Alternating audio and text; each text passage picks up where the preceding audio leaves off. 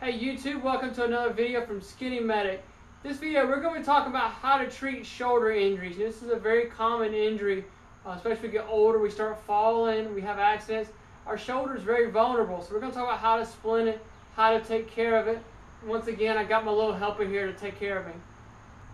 Splinting the shoulder is a fairly easy process. You just need to make sure you take the weight off of the clavicle and the shoulder area and put it in a position of comfort for your patient. So it's a fairly easy process, and we're going to walk through with this video. There's two ways that generally a shoulder injury is going to present. One is it locks into place and they keep it long ways down the body of the torso here, or they immediately want to grab it and hold it right here. Those are generally the two presentations you're going to see. We're going to talk about how to splint it in this position, but if you needed to, we can splint it in this position here by just tying some fabric around to the torso here and along the hips to stabilize it here in this position. For the splinting process here, we're using some triangle bandages. This is some 3 feet triangle bandages already pre-cut, but you can also use any type of fabric here just to hold it in position and help with the splinting process.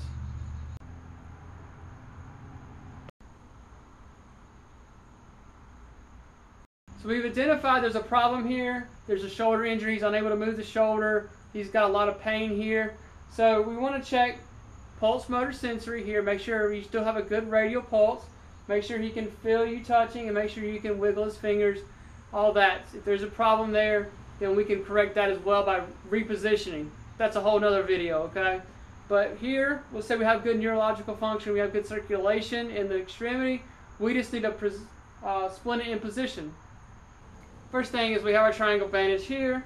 It's a little big for my camera, but take this. This is the long end. It's kind of hard to see. Here it comes down to a point. We're going to take the point and just tie a simple knot, and that's just going to create a pocket for us to put the elbow. Alright, here's our overhead knot that we're going to use to put the elbow right here in this little pocket. Hold your arm up. Pretend it's like it's hurt. So here, insert this into the pocket. This is one of your ends goes up above, and your other end comes here. Now, of course, he's a little small guy, so this is going to dwarf him. But it's the same concept if you were doing this on a large adult, male or female, or even a teenager. It's the same setup.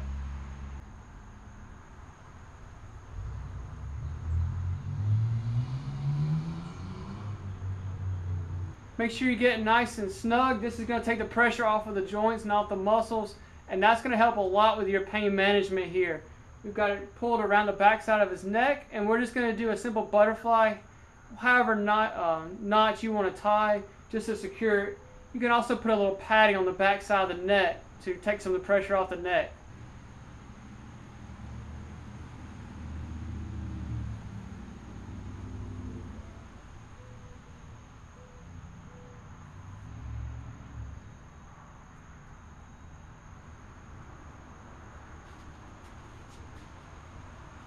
Alright, this is part of the sling here now. We've got it secure, but you can see that he can still move his elbow up in like this position. So we're going to do a swathe across his torso here, and that will help secure it here, so he will not be able to move this joint, hopefully, at all. Here again, we're using a second triangle bandage. This one we have not unwrapped. You want to make sure you use this one as wide as possible to help cover as much surface area on the elbow as possible. So I'm going to put this here. Try to catch as much of the elbow and humerus as you can here. Come up across his arm and tie another knot here, okay? And this is going to help prevent the elbow from moving up and down. You could also do an ice pack here as well to help with swelling and some pain management during movement of your patient. Once again, thank you for watching.